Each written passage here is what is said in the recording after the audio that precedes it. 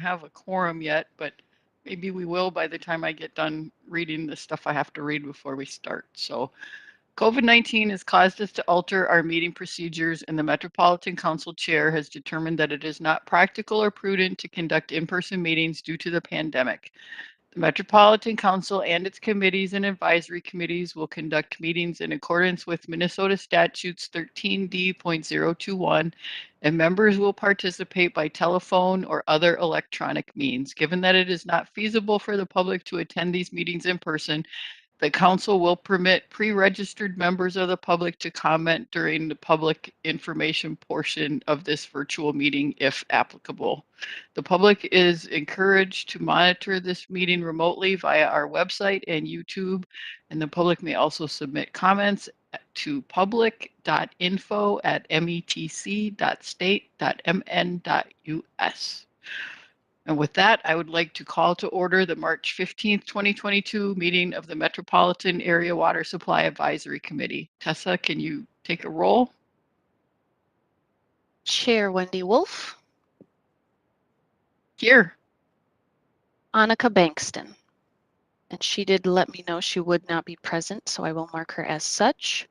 Jeff Berg. Jeff Berg, present. Thank you, Jeff. Sandeep Berman. Present. Thank you, Sandeep. Mark DeLeiden. Mark DeLeiden. Jack Gleason. Jack Gleason. Valerie Neppel. Valerie Neppel. Mike Wong. Present. Thanks, Mike. Phil Klein. Present. Thanks, Phil. Brad Larson. Brad Larson. Susan Morris. Susan Morris. Catherine Nuschler. I'm here, thanks. Thanks, Catherine. Michael Robinson. Michael Robinson. Patrick Shea. Patrick Shea. Jamie Sherbin. He did note that he would not be present today. Lisa Volbrecht. Present. Thank you, Lisa. Kevin Watson. Kevin Watson. I see that you've joined Valerie Neppel, so I will add you to our roster. And one more team member, Tanya West Hafner. Tanya West Hafner. That concludes roll call, and we are one shy of a quorum. So if we do have an additional committee member join, we will be able to approve the minutes from our January 18th meeting. Oh, Mike, did you have something you wanted to say? Yeah, quick procedural question, Madam Chair. Sorry, Chair Wolf.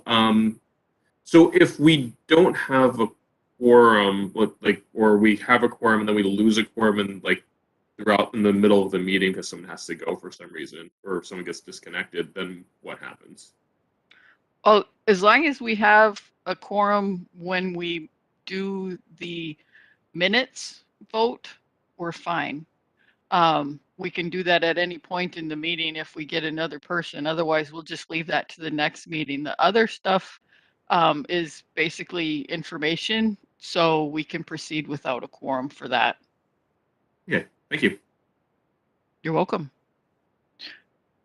Okay, so the first item on the agenda is approval of the agenda, which we do by consensus. Does anybody have any concerns about the agenda? You can raise your hand if you do.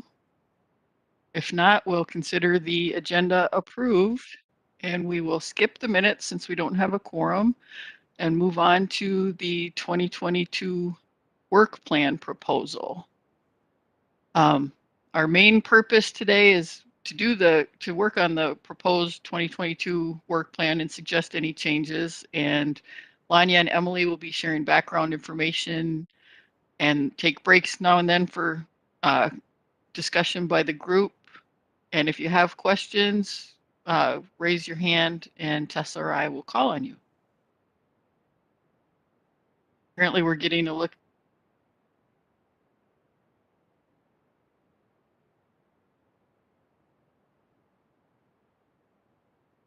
at Jason's screen because he's pulling up the presentation.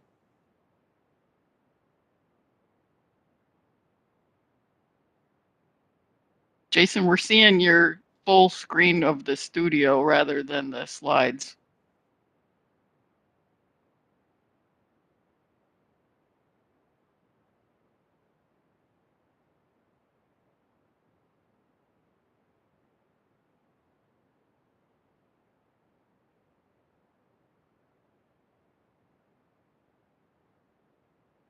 Jason, we'll need you to share your presentation. It might be on another screen of yours.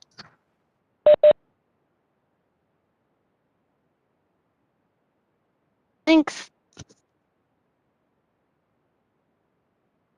Although it is interesting to see your workspace.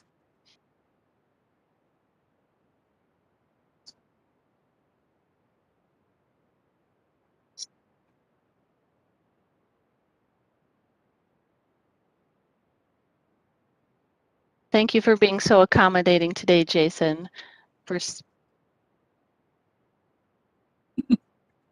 Thank you. Excellent. Thank you. Those of you know me, I'm Lanya Ross. I'm in the Water Supply Planning Unit. And Emily and I are going to share some background information to accompany the proposed work plan. The full work plan is attached with the meeting agenda materials, so you can follow along for the more detailed version if you'd like. I do want to let you know I'm having a little bit of technical challenges on my end. The connection seems to cut out occasionally. If that happens, Emily, if you're willing to step in and pick up if I freeze. Next slide. So I think as you start a new year and a new work plan, it's always good to be grounded again in the purpose of the team, which of course drives the work plan. So I just wanted to start by recognizing yet again MWSP's role in forming the council's water supply planning activities. And a big chunk of that is, of course, the master water supply plan and the projects and work that go into that and also are shaped by that plan.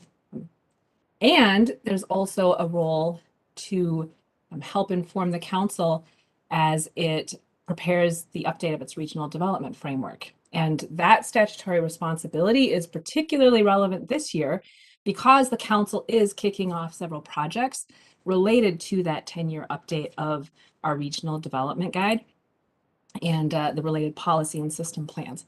MWSP is also, of course, a really good space for you diverse members to share your different perspectives, hopefully sparking some opportunities to coordinate on different issues. So as in past years, I think the committee conversation is likely to touch on topics like the evolving legal process in the North and East Metro, some of the changing water quality challenges we see, and other topics as well. And so the work plan is designed to support both of those roles, input to the council and also providing opportunities to collaborate with one another.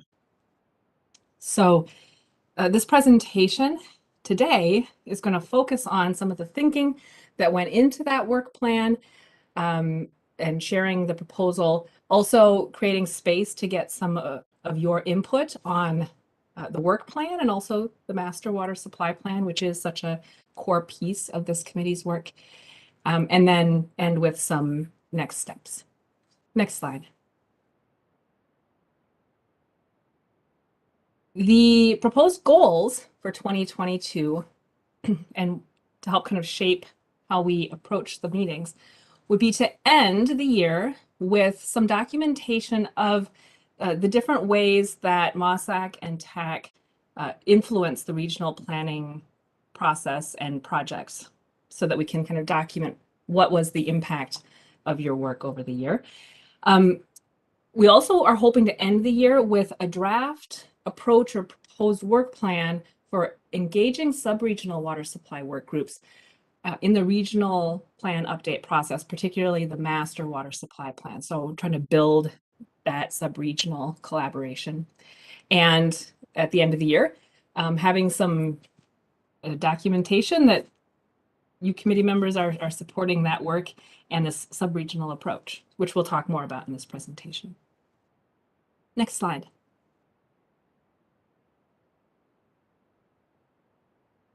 The work of 2022 very much builds on all of the work that you did in the past year through 2021 that ended with your report to the council and the legislature.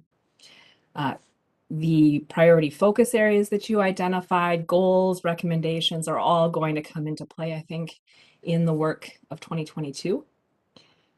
And I just wanted to pause and let everybody know that that report, in addition to shaping the committee's work in 2022, is also being shared with legislative and council audiences. So your information is informing conversations around state and regional policy, state budget requests. And I'd like to pause here to share special thanks to Chair Wolf, who presented your report to the Metropolitan Council on February 9th.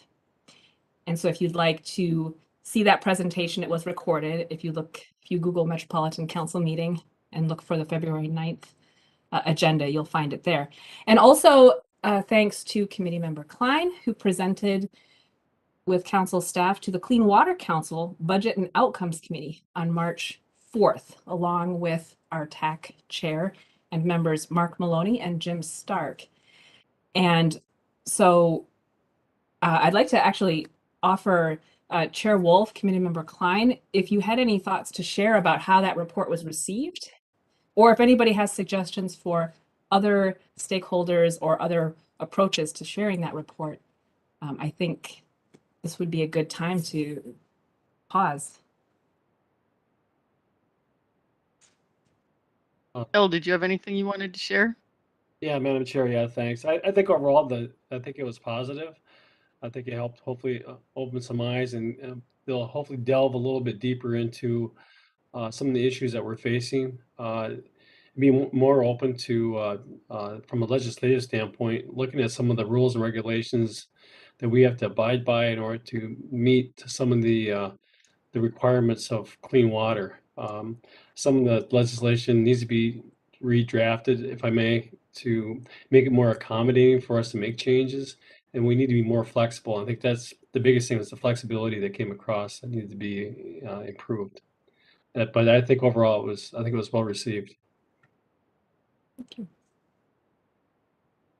And this is Wendy. I would say that the committee of the whole, or council meeting, I can't remember which it was, council meeting where I presented, they were very receptive, appreciated the work, and I made a point of pointing out the importance of collaboration and sort of bringing people together to make the report rather than a top-down sort of a structure. So much of what the council does can end up being sort of authoritarian, and they were appreciative of our collaborative way of making this report.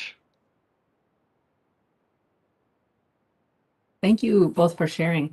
And I would like the committee to know we're also working, we've been invited to present this report to the subcommittee on Minnesota water policy. So I'm working with Jim Stark to choose a date for that. And as soon as we have that nailed down, I'll be sending out a request for volunteers to help present information there as well. So stay tuned. But yes, I think this is a really great resource that we can draw from, not just to promote this with various stakeholders, but also to support the committee's work in 2022. And that being said, next slide. There are a lot of opportunities for committee input starting this year.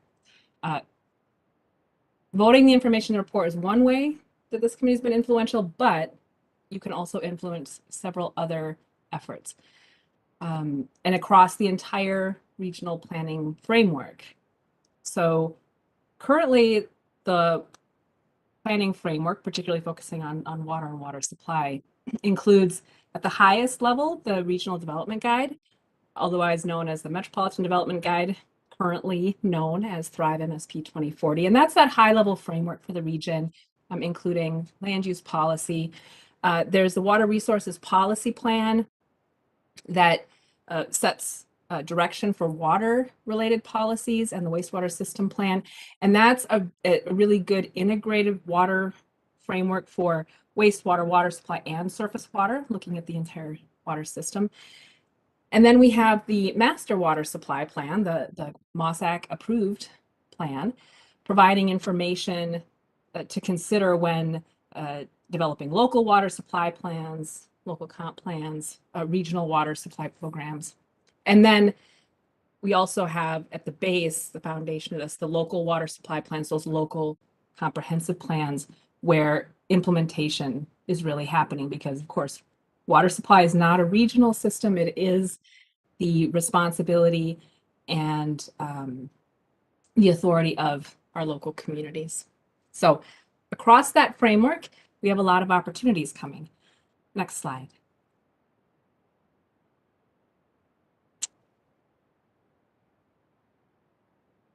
Some examples of things you will have opportunities to touch on in 2022 include related to that regional development guide, high-level framework, we have some projects starting, and MWSP can have a consulting role here, providing input and feedback on these different efforts. A couple of examples include the regional visioning process, working with stakeholders to set the regional vision for 2050. And so MWSP can encourage existing water supply content be included in that. The report has a lot of good resources that we want to make sure is shared. And if you want to learn more about this effort, you can watch the Regional Development Guide presentation at the March 9th Metropolitan Council meeting to just learn more about that. There are also scenario planning efforts going on, which MWSP can have some input onto. Some volunteers have already contributed in some early workshops. Thank you to Committee Member Klein, for example. There's also a community designations update effort that is beginning. Our regional land use policies are framed around common characteristics of communities, which form the basis for community designations. So as part of the Regional Development Guide, community designations help to plan and implement regional policies at the local level. So they helped us customize those regional policies for the different community characteristics. And so you can learn more about that project by watching the meeting recording of the January 20th Land Use Advisory Committee. And that committee is leading this effort, and they will be looking for MWSP and TAC input, particularly given the interest that both committees have expressed about the connections between land use and water supply. So that is some interesting work going on. And then later in the year and into 2023, there are also opportunities to consider some of the regional and local forecasts. A little closer to home, moving into the light blue box, we have opportunities to contribute to the Water Resource Policy Plan update. And here, MWSP can have a more involved role, working with council staff more directly at some key points in the process. And some of that work is starting now. We have a water advisory group, and that work will benefit from your contribution, in particular to the exploration of some issues, water-related issues, that will be informing policies and strategies. And that is going to result in some white papers that staff and others can draw on, and we can share with policy developers across the council and with external partners. So that's a project you may be asked to contribute to. And there's also opportunities to shape regional objectives, desired outcomes related to water supply as part of that update. Moving into the dark blue box, MWSAC, of course, has a critical role shaping the update of the Master Water Supply Plan and approving that document, which of course is providing some information and guidance to consider when developing local water supply plans, comprehensive plans, water-related programs. And really much of the work of the committee and in water supply planning connects back to the Master Water Supply Plan. And it's really important. This is the update of the Master Water Supply Plan because it is so connected to that sort of connecting regional vision and policy down to the local planning. We really want to make sure we're getting input at that local level. And so that's what's driving the focus on sub-regional work group participation, particularly later in this year. And then finally, in the gray, we're also working on various technical and outreach projects that are shaped by input we've gotten from you, some of the recommendations, for example, in your 2022 report. And so these are all a range of opportunities for you to have influence on regional planning coming up in this year. That's kind of a lot. I just wanted you to keep that all in mind as to what this work of this year will be. Next slide. This is the same information, but just to give you a sense of how the timelines fit. This timeline is just intended to place MWSAC's work in the context of the broader council-wide path toward the 2050 plans. So the light blue is MWSAC up above, and some key elements of the regional plan update are in gray down below. It's not a detailed work plan, just again, highlighting some of the opportunities for you to provide some early input that could influence policy and plan updates. Next slide. So that was a lot of background information trying to set the stage for the work in 2022. And again, a lot of it is going to be connected in one way or another to the Master Water Supply Plan. But I would like to pass the baton to Emily to pause for some group conversation. And Lanya and Emily, before you get started, we do have a quorum at the moment, I believe, since Jack Gleason joined us. So before we lose anybody, perhaps we could get an approval of the minutes from the January 18th meeting, if somebody would like to make a motion. So moved by my member Wong, Madam Chair. Thank you. And a second? Second by member Klein. Thank you. Tessa, will you take, is there any changes or discussion first? Not hearing any. Tessa, can you take the roll? Yes. Chair Wolf. Aye. Oops, my spreadsheet. Pardon me, just one moment. Technology at its finest. Jeff Berg. Yes. Sandeep Burman. Yes. Mark Delyden. Oops, he is not present. Jack Gleason. Yep. Thank you. Valerie Neppel. Yes. Thank you. Mike Huang. Aye. Phil Klein. Yes. Catherine Nuschler. Yes. And Lisa Volbrecht. Yes. Thank you, Lisa. We do have the appropriate number of votes to pass the minutes from our January 8th meeting. Thank you. Tanya, did you want to vote on the minutes too, since you popped in? No? Sure. Yes. I vote yes. Thank you. Thank you, Sorry. Tanya. Thank you. Okay, Got stuck back in to a the meeting, so presentation. my No apologies. problem. Thank you. Thank you. Go ahead, Emily, I believe, is at the floor. Great, thank you. I'm glad we got a couple more. You guys came right at the fun part for our discussion. So as you heard from Lanya, the update of these regional plans do influence and can be influenced by the Master Water Supply Plan. So we wanted to spend some time considering our current Master Water Supply Plan and lessons learned. So I hope you all had time to do a little bit of the homework and review the plan, do the word search like we had suggested. So for the next 15 minutes, I just want to lead us in a open discussion about the questions on the screen, any other thoughts you had to try to improve the process for the next update of the Master Water Supply Plan. So we can, I'll guide us through the questions. So we can start with what stuck out for those of you who are able to review.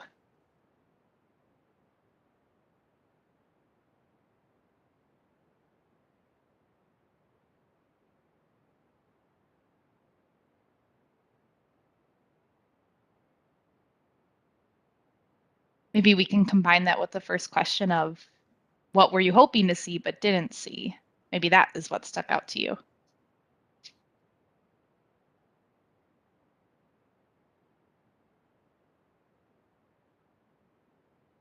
Madam Chair? Phil Yes, Klein. Phil. I guess one of the things I really liked about, first of all, nice job, Lanya, of the staff and yourself putting this together. This is a lot of material to consume, but I really like the scheduling and the milestones. I think this is really important. I found that to be very useful as far as it gives a kind of a graph of, or not a graph, but a description of where we're at this 2020 and the future of going to 2030. Then it shows our progress, then also some new strategies moving forward. I think that's helpful. We need to not only show where we've been, but where we are currently, but then also how we're going to get to where our next goals are going to be. So that's I think that's a really good section that was put in this draft, and I like that a lot. Hi, this is Valerie. Madam Chair, not sure. Just wanted to say what I liked about this report as go ahead. well. So we recently updated our groundwater plan. We did a couple years of work up between 2019 and 2021, and I was reminded looking through this that we used a lot of the details that were in this Master Water Supply Plan to help with our direct county planning. So there's a lot of regional and county specific information in here that I feel is very useful for planning purposes for local government units, which I think is really important going forward. So for example, I can't even tell you how many times we printed out or showed the drawdown maps for Dakota County, and that actually helps us prioritize areas that we can focus our efforts in for water conservation efforts. So I think doing some very specific regional studies and continue to have that broad base for the metro area, but also have enough detail to allow local government units to help with decision making, I feel is really useful. The one thing that I was reminded as I was looking through it, it is very focused, I feel like, on water quantity, and there's not a lot really of discussion of potential impacts of pollutants to the water resource availability in here, which was something that maybe I would like to see, but don't. Thank you. Thank you. Thanks. That's a great idea. I was thinking the same thing. The whole PFAS thing sort of blew up after this with the 3M money and everything. And so that's something that I think we're going to need to address. Definitely. Valerie, going back to your comment, was there anything that you wanted to share with counties that would have been nice if the Master Water Supply Plan had touched on that?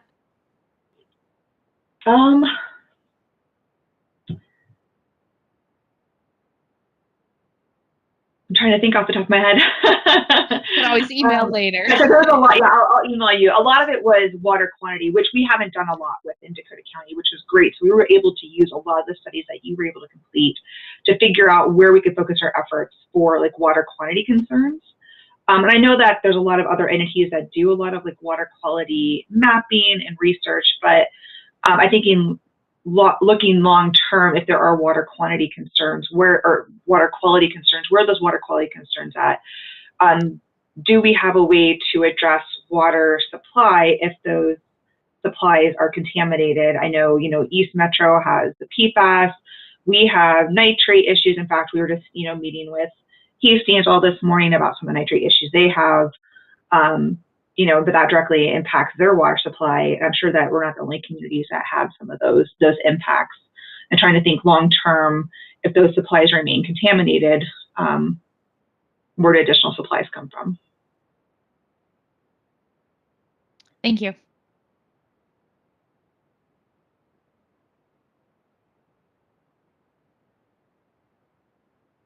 Any thoughts from our newer members to MOSAC? I'm sure this is a new document or one that is new to your consideration while being on this committee. Any thoughts on layout or how you felt when reviewing it?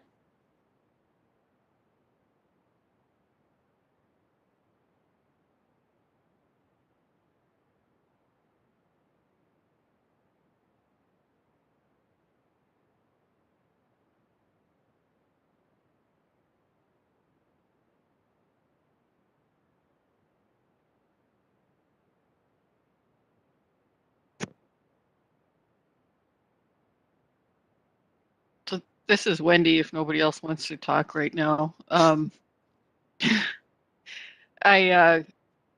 There was a figure in here about water use compared to how much the water costs. I can't remember exactly where it was in the thing. But what popped into my mind when I saw that is it's not just the cost, although that does have an impact. It's where people are in the development cycle. If you have a new house with new sod and you don't water it a bunch, it's going to die. And as you get big trees, you don't have and more established grass, you don't have as much water need. And I think kind of looking at that bubble that happens at the beginning of the development cycle that levels out over time because you don't need as much is something that we should consider, because I don't want to, sort of demonize places that have new neighborhoods for their water use when it's not going to be an always water use, if that makes sense. Yep. Oh. Mike, go ahead. Thank you, Chair. So I have a thought, and actually your comment actually made me think of something. So when we think of like water use, we think of it as an immediate sort of need, right? So for example, like watering a lawn because you either have a lawn today or that you're trying to establish a lawn. But if you look at it from a financial perspective and said, well, what if we incented people early on with a new homeowner or like a new neighborhoods and say we incent people a certain amount of money to plant a sustainable garden or sustainable natural indigenous foliage that doesn't require as much water? Is there an ROI across like 5 years or 10 years that now you're not consuming additional water and you're effectively conserving it, and then now your outlay ongoing is actually reduced? Does that make sense? It makes sense, and it's an interesting idea.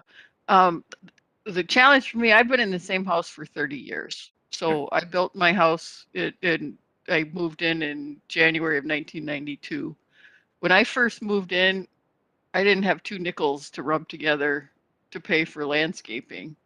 So we had to do sod for the front yard. We seeded the backyard. bought a couple of really cheap trees, and I've been working on my landscaping ever since. And every year I take some away from being grass and turn it into something else. Um, and it's been a 30-year project. You can see the change in my yard over all of those 30 years. In fact, I just did a big project last summer. Um, but a lot of people, when they're building a house, they don't have anything left for fancy landscaping things. The opportunity for that comes up as they get a little more extra money to work with, unless you're at the top end of the income stream, in which case you don't really need a financial incentive. It's more of a cultural thing, if that makes sense. Yeah, I think it's a good point, and maybe there's also kind of some middle ground in there too. So, for example, I mean, just if you look at the homes in like Lakeville or in Chaska, where I am, you know, a lot of like the median new home prices are like, you know, like 5 to 700,000. I wouldn't say that these are people who are like looking for nickels to rub together, right? So, and I think that, you know, there's kind of this culture that when we plant a lawn because everybody else has got a lawn, but you know, is it something that, you know, helps to, you know, shift that culture by providing incentives or providing some sort of, whether it's financial or some sort of other incentives to try to get people to plant things that would use less water in the long term? I mean, in maybe, or even if like someone says, hey, you know what, like I think there's grants available for like changing your like toilet to be a low flow toilet, for example. So if someone's going to do, you know, changing of landscaping, well, why not do more sustainable landscaping, right? As a way to, you know, to reduce the growth of additional or use of water. I mean, just putting that out there because I got to think that there's some ROI associated with that in terms of how much does it cost to incent someone to use less water over the course of a summer or multiple summers versus the capacity that we'd have to go build. Mhm. Well, and there's the opportunity to work with developers to give people information. But I would say even in Lakeville, where I live, the you see some of each in the new neighborhoods that are coming in. Some people have a deck and nice landscaping and all of that, and there's some people that it takes them 10 years before they can put a deck on the back of their house because they're house poor. So even at those price points, people are still, some of them are really stretching to get that new house. But I think working with cities to reach out to these new developments and let people know the options that they have. There's also classes for both existing and new residents to attend to make rain gardens and all sorts of different sustainable landscape things as well. The council does have water conservation grants that we work with cities to offer rebates if you get a new toilet that's low flow, or a washing machine or a dishwasher, smart controllers for your irrigation systems if you have one, and irrigation audits for homeowners associations and large places that are doing irrigation. And actually the application process for that is open right now. I think it closes the end of the month. But each city has to decide which things they want to support with that. I wish Lakeville had the one for the toilet, because I just had to get a new toilet in my guest bathroom. But they only do irrigation audits. Valerie, did you have something? Yeah, I just want to touch on that briefly. It's kind of funny that this was brought up because we just had our county collaborative meeting on Friday last week, which was focused on water conservation and reuse. And actually one of the items that was brought up by the group was kind of this in-between incentive. So we do have incentives that are available, for example, conversion of turf grass to perennials, or landscaping, rain gardens, that sort of thing. But we don't have incentives available to go the middle ground. So for example, for like a high maintenance turf to potentially a low maintenance turf, like converting to the Paske, and those recommendations by the U of M. So that could be a gap that could be addressed. So instead of going straight to like rain gardens and native landscaping, still providing like, you know, people want turf, but like that low input turf conversion kind of incentives.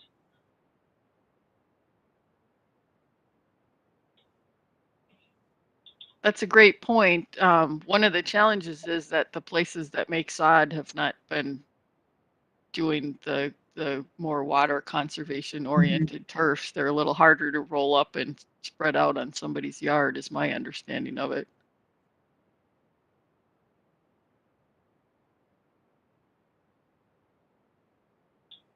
Yeah, gotcha. I just wanted to bring that up because it was brought up last week. Yeah, no, it's a great that. Yeah, I had forgotten about that from the presentation that we had last summer, but I really appreciate you bringing it up.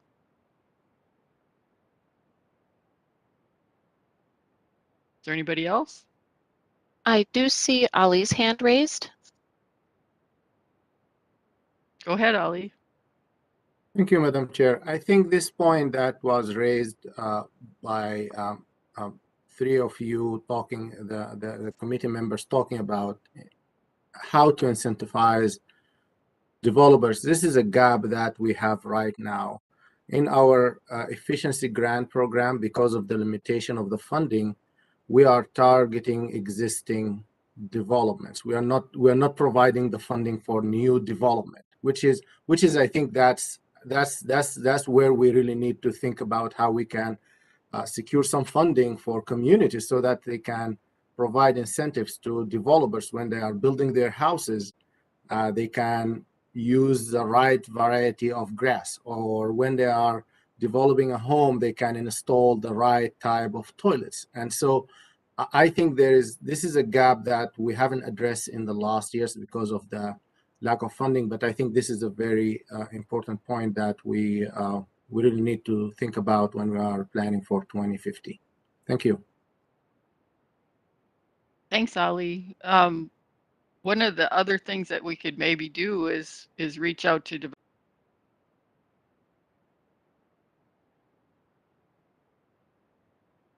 Emily. You can just talk. You don't have to raise your hand. Got to practice those emojis. Another question then to call out our friends in state agencies. I would be interested to know, I know we've heard a little bit already, but are there ways that your agency or your colleagues have used this plan or see potential to use it if it were maybe designed in a different way? Or, you know, one example would be more water quality and pollutant impacts could be a good way to get that used.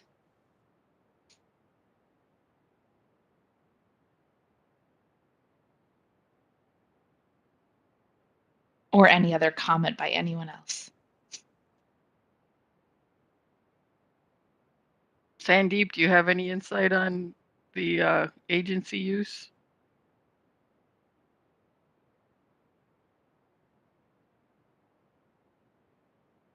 Sorry, Madam Chair, trouble finding the mute button here. No problem. I think, I thought the report was pretty expansive, very comprehensive, well laid out. So nothing stood out to me as being missing or anything from the MDH perspective, really, that, we would feel compelling reason that it should be included or excluded. I think for this time around, pretty robust effort and certainly laying out the roadmap here for next few years. So I thought it was a nice job, given the complexity. I mean, there's more things that could be covered, but you sort of have to keep it at a level that there's some boundaries and some finite goals. I think this did strike that balance. Thank you. I saw Mike had his hand pop up for a second and then go away again. Did you hit the wrong button, Mike, or did you have something else you wanted to say? Thank you, Chair. Yeah, I was just going to add that, no, I'm supportive of my colleagues who mentioned different opportunities for conservation, because I think conservation is oftentimes in the long run is far more cost effective than trying to build new capacity. So certainly efforts around that and closing that gap are certainly something I would be very supportive of to find ways that we can address that. Likewise, I think that one Also, like example too is that, like for example, we know like in some developers, for example, like Lennar, I think is one of them, when they develop a neighborhood, oftentimes they include even like the initial landscaping, which is basically sod in all of their developments. So there may be some opportunities there because, rather than, because when you look at like a new neighborhood, like any houses, like on a, let's say a quarter acre lot, and then maybe half of that quarter acres, or sorry, half of that quarter acre, so an eighth of an acre is basically new sod.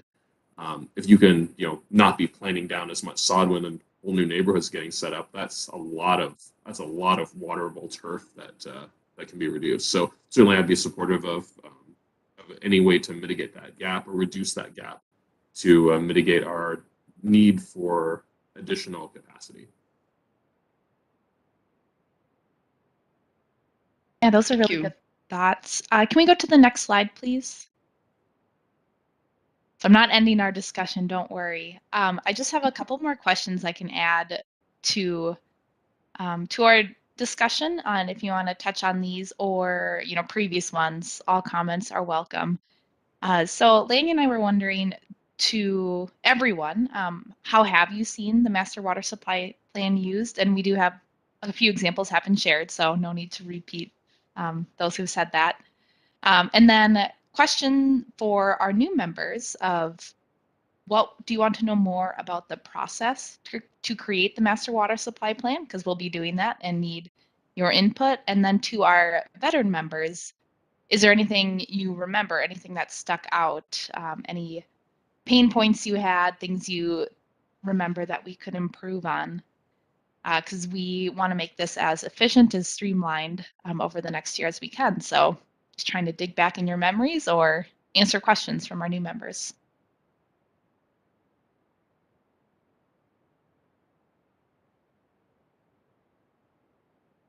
And I see that you have your hand raised. Yes. Thank you, Chair Wolf. Yeah, I guess the biggest thing for me that I got the most out of was when we were able to meet collaboratively with TAC and with MOSAC together as a group, and we had some really constructive conversation about the different issues that we were talking about. I thought that was really important. First, we got to meet each other on a personal basis, but also to really share some great ideas back and forth. And I think if we could continue to keep doing it moving forward, and then as well as during some of our MOSAC meetings, I know that Lanya, you'd put out there kind of that whiteboard. We put Post-it notes up and stuff, and we just kind of threw mud at the wall and see what would stick. I thought that was, no pun intended. I thought that was a great idea. And I think those are the kind of collaborative ideas and new ways of thinking. We have to start thinking outside the box on some of this stuff, and put all things on the table and see what happens. And I think it was a great process. I think we need to continue with it.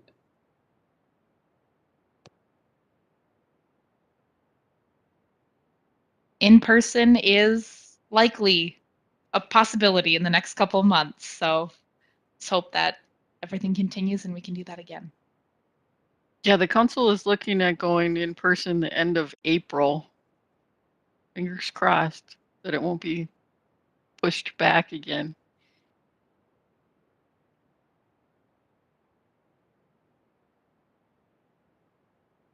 So we have a few minutes before I will have us move on. And in those last couple minutes, I also invite any Met Council staff who are on the call to share any of their thoughts or what they recall about the process too. So feel free to jump in.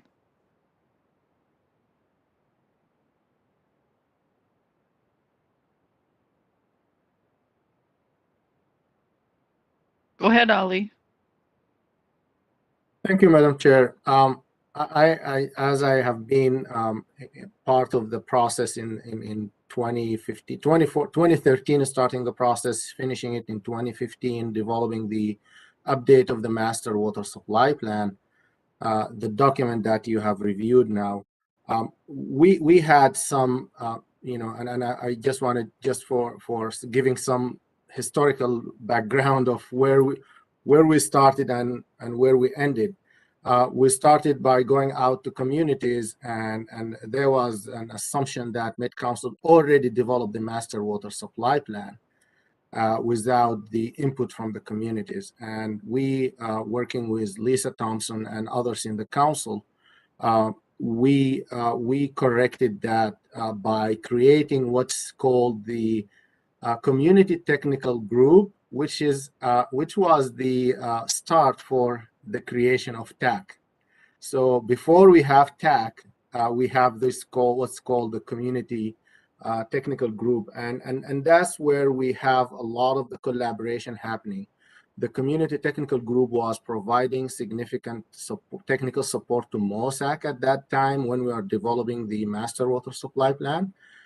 And it was very important because we wanted to be very clear about what the purpose of the master water supply plan, and clearly, reiterate to the communities that what's the purpose of the water supply planning unit. And again, we are not, again, just to confirm this thing, till now, we're not trying to take over. We are only 5 people or 6 people working in this unit. We cannot take over 126 utilities in the metro area. And I just wanted to confirm that we tried our best working with the communities who have been very helpful in this in developing the master water supply plan, in giving us their time, their thoughts, their ideas on how to work together. I think one of the biggest outcomes that came out of that effort is setting some stages for how we can work together and how we can address some issues that goes beyond the jurisdiction of one community, which is most of the time that's water. Water doesn't follow the political boundaries, and it's just a resource that jointly communities need to work together to manage, and our support is mainly for planning for how that could happen. But that's one of the biggest outcomes of that effort. That's for the first time there were some communities who have been neighbors for a long time, and that was the time that they first start talking about water with each other. So, and this continues until today. So I think what we built in 2015 has been a strong platform for collaboration in the region. I think this is a good example that when we talk about it to other parts of the country, they are really seeing a great lessons that they can learn from our experience here in the metro area. Thank you, Madam Chair.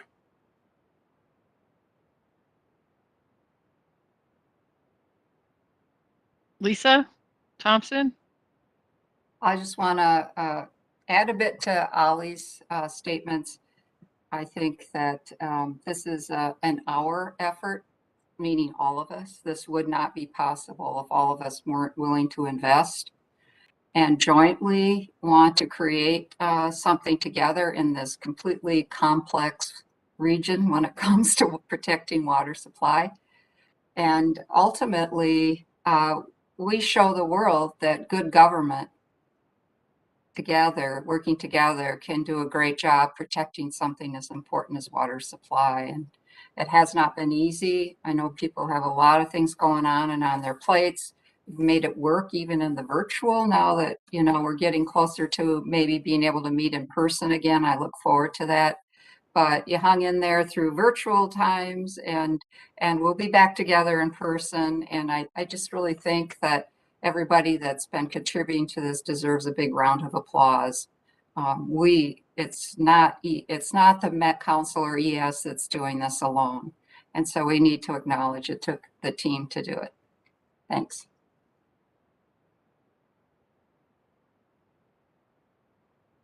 Thank you very much for those comments, and thank you everyone for sharing. And as always, if anything bubbles up to the surface, feel free to email, contact Chair Wolf, and we will take that into consideration as we continue planning the meetings for the year.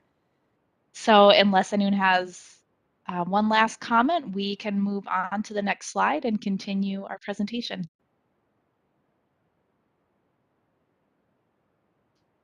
Thanks, Emily. Yep.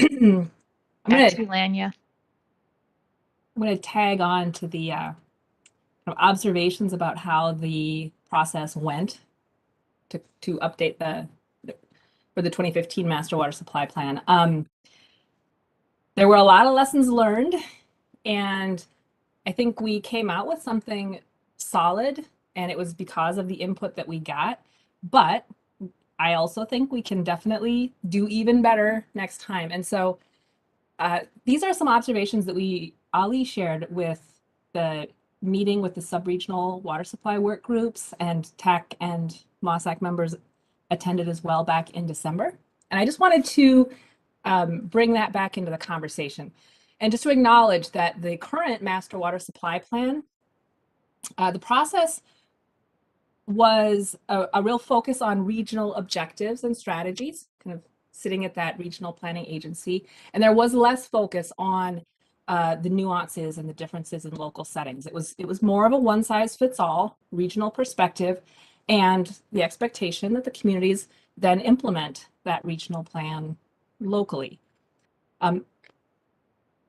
Going into the future, I think that we have a stronger base for collaboration. We have even richer information, and a drive to look at objectives and strategies that do a better job considering the differences in some of the local issues, and to bring in communities to even more collaboratively develop and then implement that plan.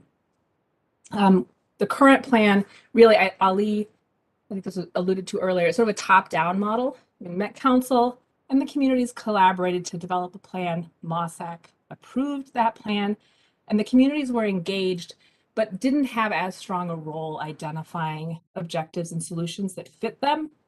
And so looking forward, we may approach a more grassroots model for planning, where the regional plan is developed, now that we have stronger relationships to do this, developed more in partnership with communities, and have communities more engaged in identifying issues, objectives, strategies that fit them in their part of the region.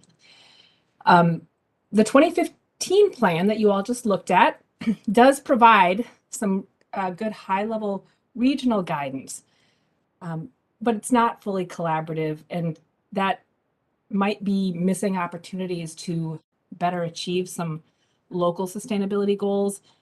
Doesn't do as much as it could to take advantage of opportunities like economies of scale. And so, again, as we think about how we could do this a little differently as we go forward, thinking about we could have high-level regional goals, but more specific local objectives, guidance, and strategies, so that those are a little clearer and well-developed.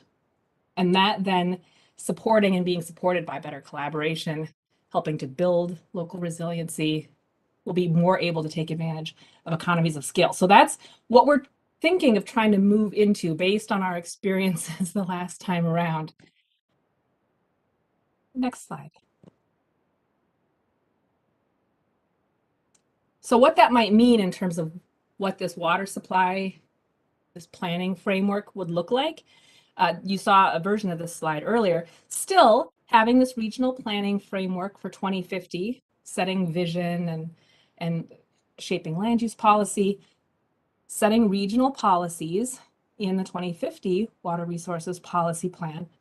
But then the Master Water Supply Plan, not just being a regional plan, but having aspects of it that reflect some of those sub-regional differences. So that Master Water Supply Plan looking a little different than it currently does to better support that local implementation. So we might offer this as that's kind of how we're thinking we could tweak this to make it a little stronger.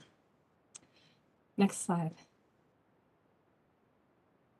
And so with that thinking in mind, and hearing in your conversation some examples of what this might include more specifically, that's what shaped this proposed work plan.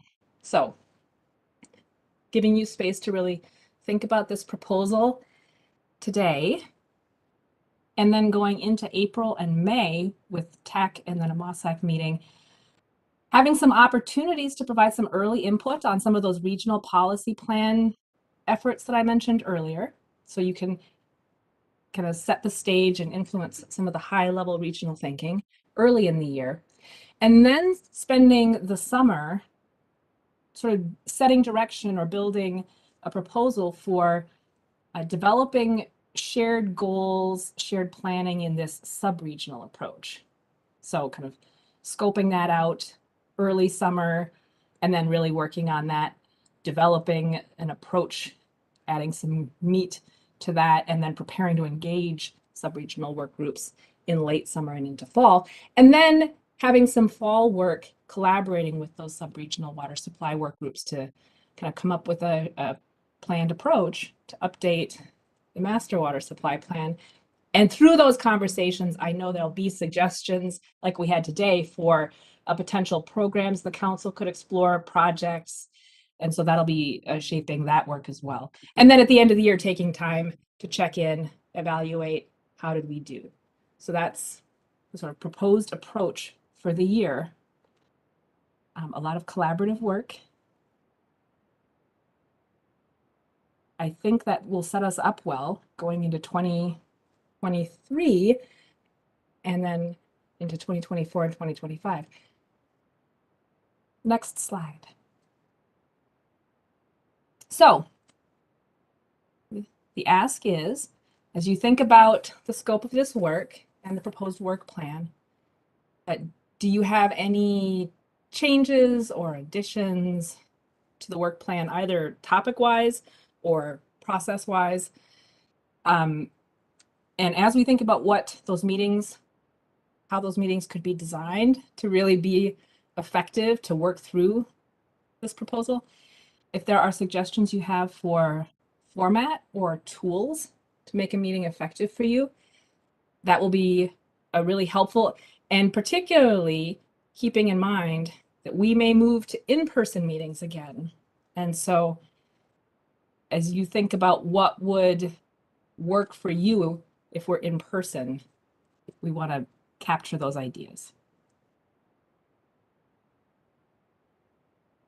Or if you have any Lanya, this questions is about Wendy. Did we hear anything from TAC about our proposed work plan? Any feedback? Thank you for reminding me. We got one TAC member responded, one strongly supporting the idea of this sub-regional approach and trying to develop a work plan for that. And also a question around the White Bear Lake settlement and a direction that DNR should work with the council to update water conservation goals, and whether anything like that would be part of the MOSAC and TAC work plan for the year.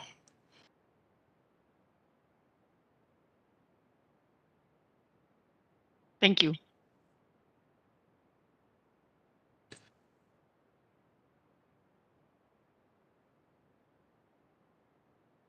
Any committee members have any comments? Mike? Thank you, Madam Chair. It's more of a quick question clarification. So if we did go back to, if the council did choose to go back to in person, would it preclude us from having like hybrid meetings, or would we all be 100% in person?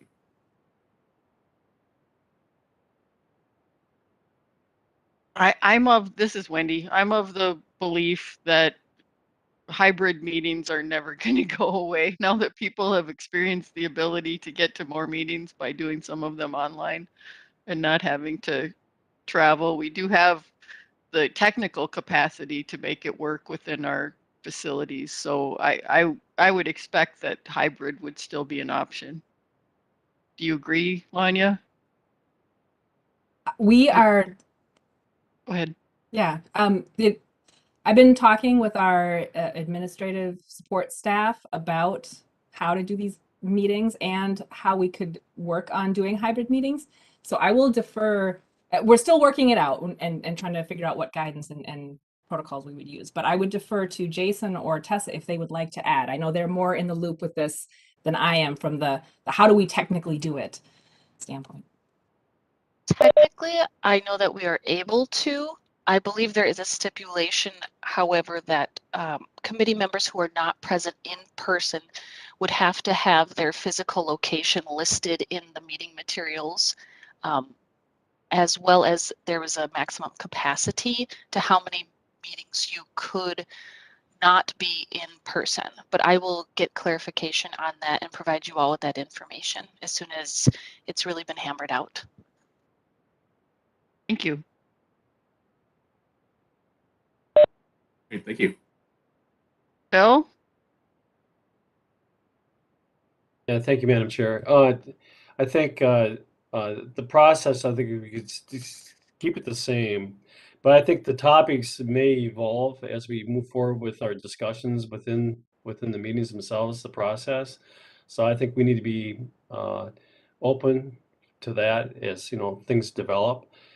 And the meeting tools that we've used in the past, I think have been effective, and I see no reason why we should have to go ahead and change that. And as far as meeting in person and virtual, I think if anyone can meet if we can all meet together in a personal relationship, I think that's really awesome. I think we get a lot more value out of that because we always have side discussions after the meetings, and I find that, no offense to the meeting chair, sometimes we have more discussion there and more progress there than we do in the meeting itself. But I think that it's good that we're able to meet each other in a personal and develop these personal relationships. That's really awesome.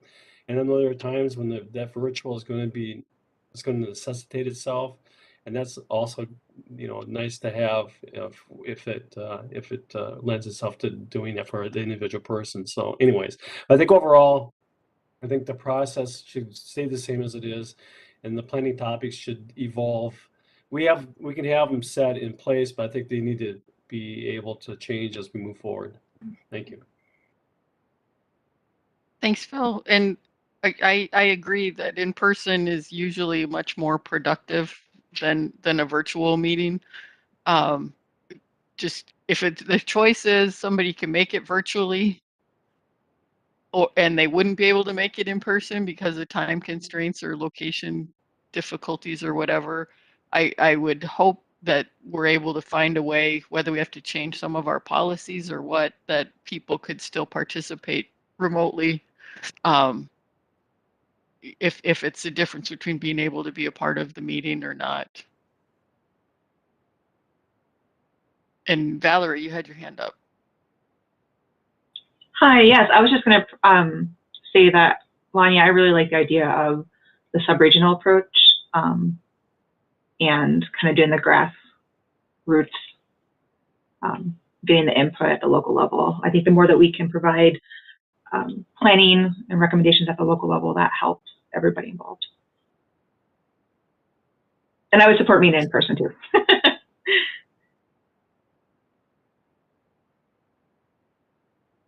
A quick question to the group. If you have been in your organization participating in hybrid meetings for other things, if you have sort of what works and what to avoid, I always welcome that as well. And either email afterwards or here.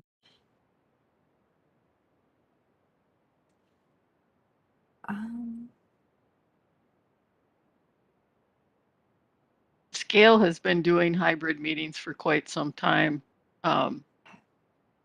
It's not perfect, and sometimes there have been technical difficulties, but it's enabled people to participate. Like for me, sometimes I'll have two meetings at the same time, and I can pop into that one for half and then Zoom to the other one for half. But if I had to go to physical locations, I wouldn't have been able to hit both meetings. Phil. Yeah, thank you, Chair. Yeah, we currently with our city council here in the city of Hugo, we do that. As a matter of fact, we had a meeting last night that we had a council member that wasn't able to make it, but she was in Maine, so we tied her in with our meeting along with the public, and we were able to conduct the meeting. So we've been doing this for quite some time, and it's been working out okay so far. Thank you. It's good to know of examples to look to for how to make it work. Ali? Thank you, Madam Chair. I think, and this is a point I think Lanya asked at the beginning, and going back to the first question of any change or additions to the proposed work plan topics.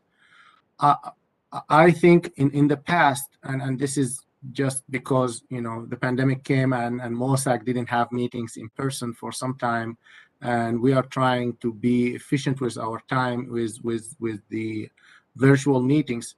In the past, we were sometimes invite communities to come and present about some of the issues that they are facing, and MOSAC members, they know. It's kind of an educational part of knowing what's happening in the region. We invited city of Hastings when they were developing when they are upgrading their treatment facility to handle more of the nitrate and nitrogen and issues like that. We invited the White Bear Lake groups who came and talked to the MOSAC. I think we might need to revive that again because we are dealing with a very dynamic situation with regard to water management in the region. And I think every time we have some issues, big issues that a lot of the communities are facing, PFAS is one of them. The litigation in White Bear Lake and the impact on community is going to be another one. And all of those have impact in our planning. We are talking about 2050, but what's happening right now is really having a big impact on what we are planning for in 2050. So I would suggest, and maybe this is something that Lanya and myself and Emily, we can work back again, but if it's okay with with all of you here in the committee, that sometimes we can bring outside speakers to just give presentations, not more than 30 minutes presentation and question and answers about some of these topics that the communities are facing at this point. Thank you, Madam Chair. That sounds like a great idea.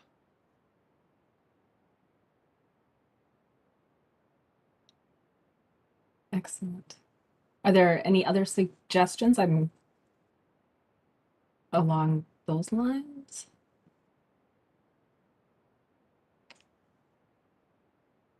Mike? Well, thank you, Chair. So I was thinking that when we actually do have our first in-person meeting again, would it be apropos to, or even allowable to have like a social time at the beginning of that, you know, just prior to the scheduled meeting time, just to kind of encourage people to come back? Because I think there's a lot of us who actually haven't met a lot of our colleagues here in person. And it would be nice to be able to have at least a little bit of time to make, you know, at least personal introductions.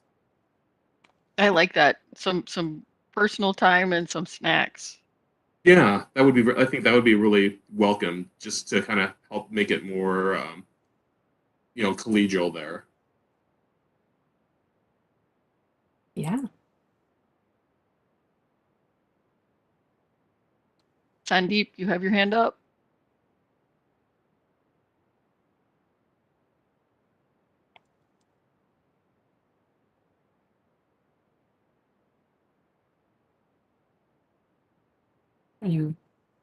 You're muted if you're talking. Sorry, apologize for that, Madam Chair. There's too many buttons here on the screen to manage. I was going to say that, you know, this may be getting a little too granular, but given the fact that we have really good roadmap and a, you know, broad spectrum of topics and kind of a systematic approach how we're going to do this, but there are, you know, every now and then you get some things come along that are pretty almost historic in their nature. And I think we're seeing as far as public water supplies go, a couple of things that are happening that will unfold over the next years, maybe even 5 to 10 years, is the changes in the lead and copper rule at the federal level that's going to have pretty far-ranging impacts to get lead out of drinking water.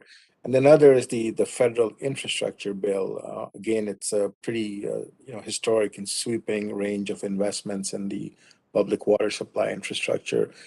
These are going to touch everyone that you know, lives in the state and consumes public water supplies, whether they do that regularly or just, you know, even if they're infrequently across their work and recreation, even if they're on private water. But I think everybody in the state at some point comes in contact with public water. So perhaps there's a way for MOSAC and TAC to at least have a good level of awareness of what these changes might entail, and perhaps see what roles could be played to promote and facilitate and foster communities, taking advantage and availing of some of these resources that are coming. Just make sure that gets out equitably, and part of that is just getting the word out. A lot of complexity to both these initiatives, a lot of details, and perhaps there's a way to just get the information out and allow communities to make good informed decisions as they try to navigate these two very big and I think almost generational type of change that these two federal initiatives are going to bring about.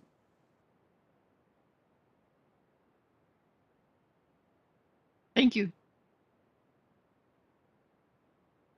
You could probably see me typing down that as a note. Thank you.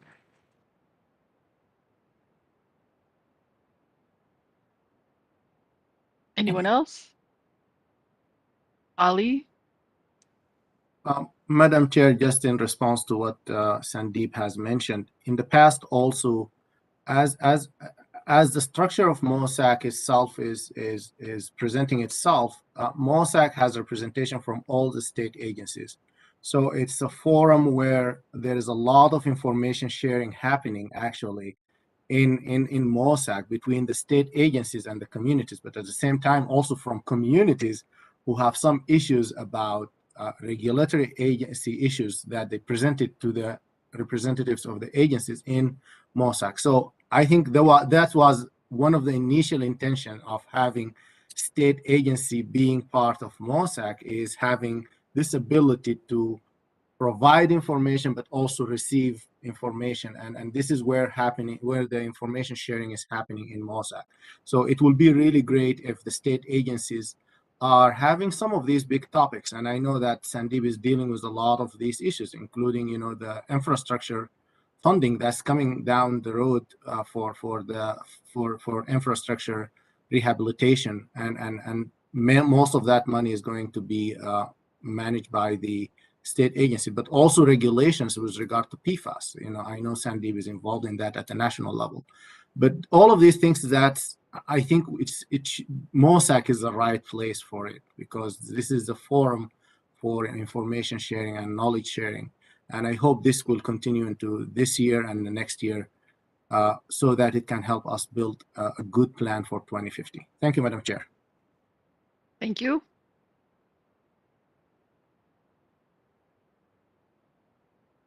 I'd like to ask a question to the group.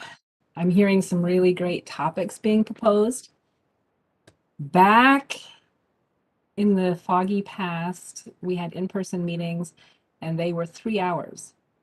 Is there just ponder what you think a good amount of time to really dig into some of these issues would be. So as we're shaping the agenda, we will make it suit your needs.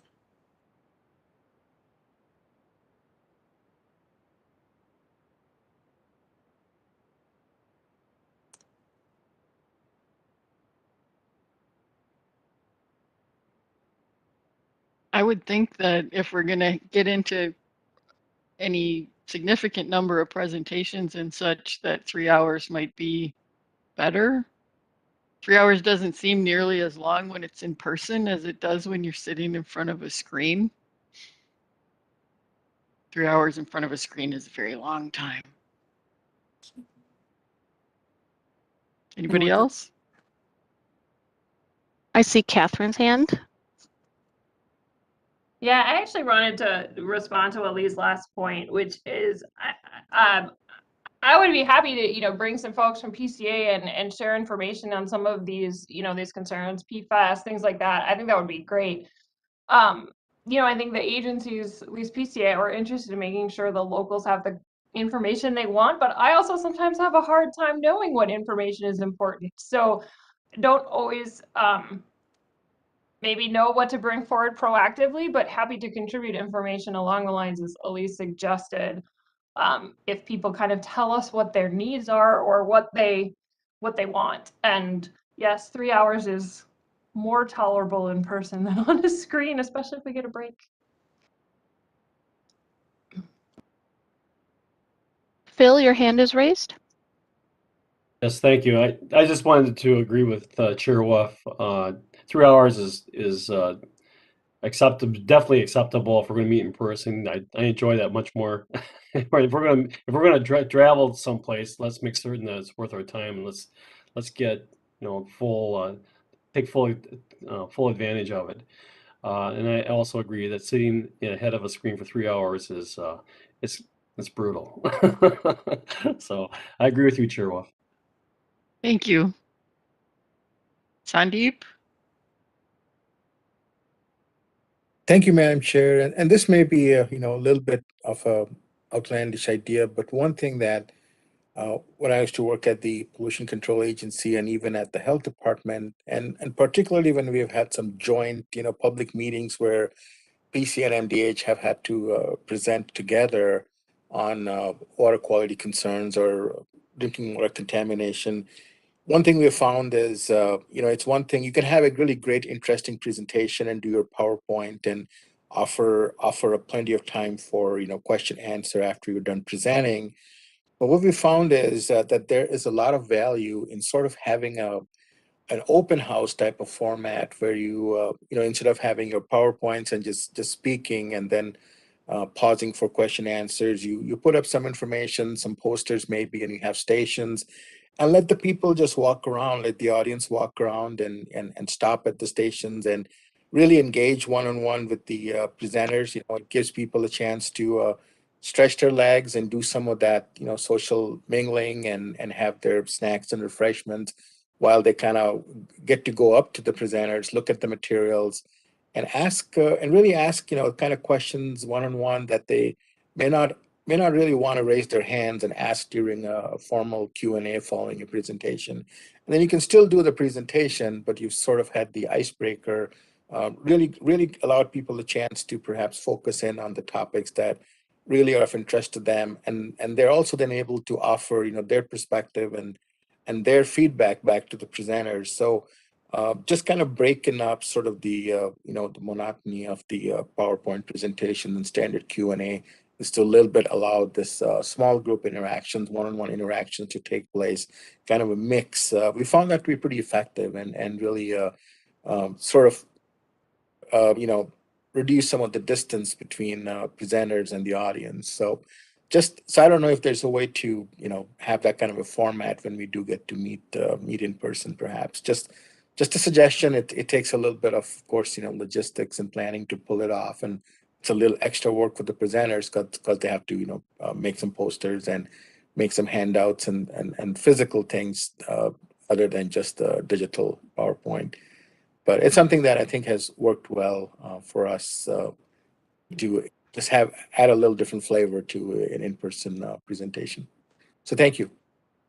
Thank you. That's a great idea. Our wastewater division has done something like that as part of the sharing of the budget and cost projections for the wastewater service. And I thought it worked pretty well. And then, of course, the pandemic hit and that stopped. But it seemed to be well received when the wastewater people were out doing their finance briefings. Is Lisa Thompson still on? Maybe she can comment on that. Yes, in fact, when we went virtual, we've talked about as we get out of having to do all virtual, we're going to offer a combination of the two. So there will be virtual sessions and in-person sessions when we get to a point where in-person becomes more acceptable. And yeah, the having some food and an ability for folks to interact outside of the formality of the meeting has always been a positive thing. The thing about meeting in the council chambers is you can't have food. So we're going to have to think about that. I think we can put the food outside the chambers. And so then as long as people don't bring it inside the chambers, so there's enough area, I think, in the space outside the chambers that we could consider setting up something like that. So then we might want to time it for your morning coffee and whatever your coffee cake or preference would be. I would agree. There is room outside the council chambers for having people interact, and then when we have the formal part of the meeting, then go into the council chambers would probably work. And when we have a longer meeting, we can justify providing the coffee. And I'd say, you know, for this group, having a longer meeting and then having to come to meet fewer times in a year is probably the most time efficient, because I think, as Phil pointed out, if you're going to make the drive, let's you know, invest enough time to get more work done, so it's fewer drives to get the work done. Thank you.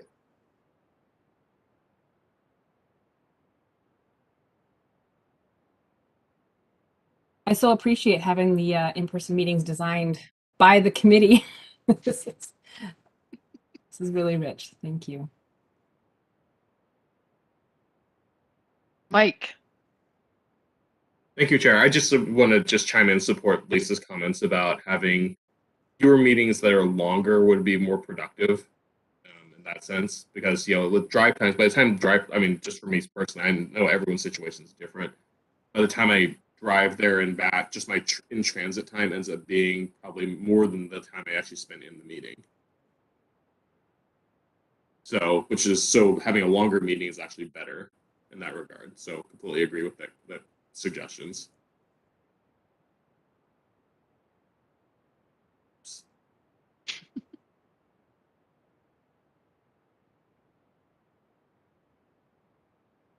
there anybody else, or are we ready to move on?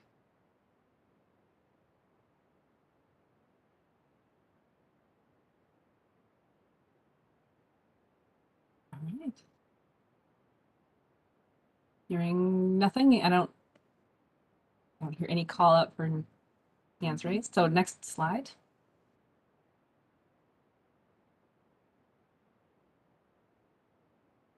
We're going to end early today. But what I'm hearing what we thought as next steps when we put this presentation together was we're going to take the input we've heard today, work with Chair Wolf to revise the work plan where we see fit, and then take your suggestions to help design meetings for 2022. There may be, as we move into this new post-pandemic world, some changes to the bylaws that might be helpful to support how the committee operates. So there's probably some work to be done reviewing, making suggestions on potential changes to the bylaw. So I just want to put that out there. And another little next step, as we want to make sure the committees are fully supported and functional, is the need to make sure we are filling vacancies. And so staff being ready to support applications, the application process to fill MWSAC vacancies. And then we also will want to have some MWSAC volunteers at some point, form a subcommittee to help guide the process to fill tech vacancies. So that's some kind of behind the scenes work that will also be a part of this coming year. Are there next steps too that I missed?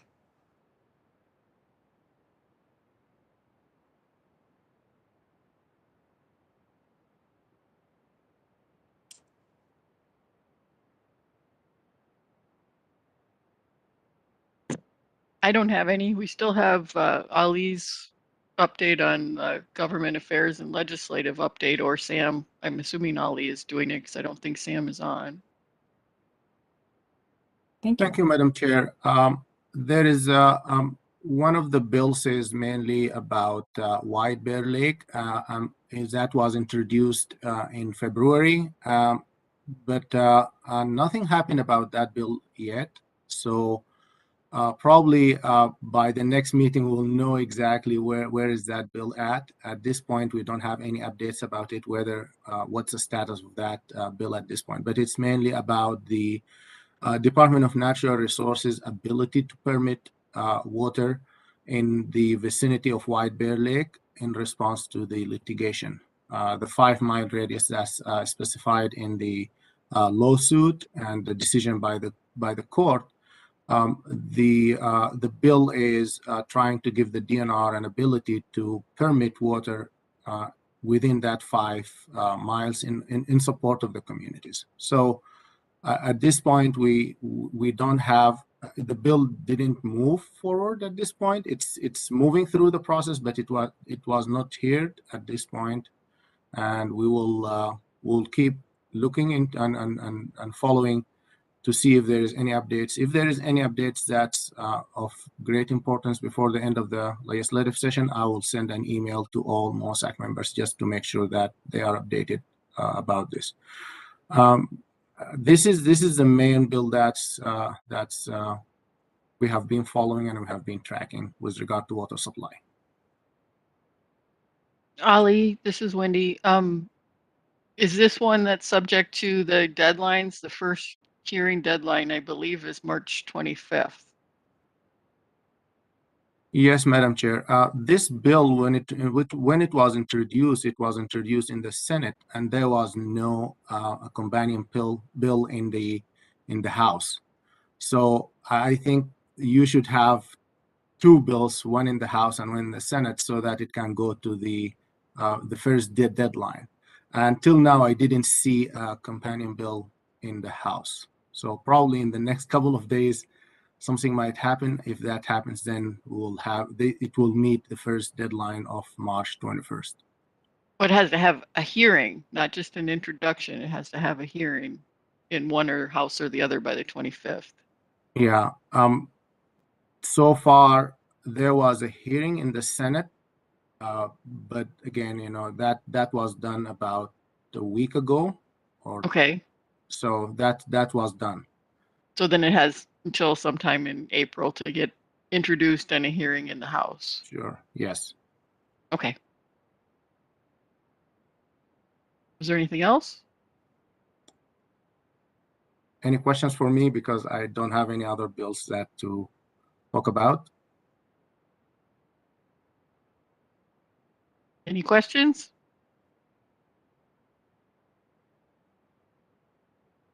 Well, thank you. Thank you, Madam Chair. Thank you to Lanya and Emily for all of their hard work on the work plan information. I should have thanked you right at the end of your presentation, but I missed that. But you guys put a lot of work into that, and I appreciate it. See, before we end, I want to make sure if anybody has anything they want to share or they missed saying and want to say, that you can have your chance now. You can just raise your hand if you have something. I won't call on everybody individually, but if you have something to share, this would be your opportunity. Anyone? Not seeing any hands.